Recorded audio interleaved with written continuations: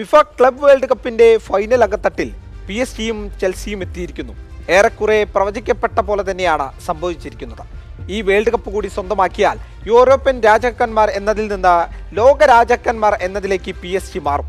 അതിനെ തടുത്തു നിർത്താൻ ചെൽസിക്ക് കഴിയുമോ എന്നതാണ് കണ്ടറിയേണ്ടത്.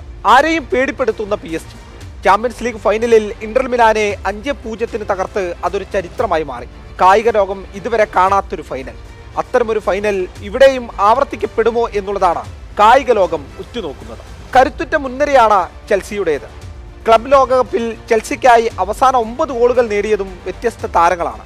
ജോവോ പെഡ്രോയുടെ മികച്ച ഫോമും ടീം പ്രകടനവും ഉപയോഗിച്ച് അഭിമാനകരമായ ഒരു കപ്പ് കൊയ്യാൻ തന്നെയാണ് ചെൽസി ശ്രമം നടത്തുന്നത്.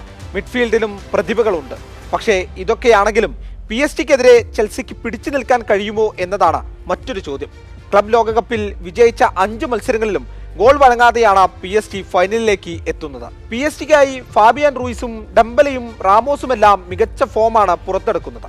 ഇത്തവണ കപ്പിൽ ആര് മുത്തമിടും എന്നുള്ളതും കണ്ടുതന്നെ അറിയാം.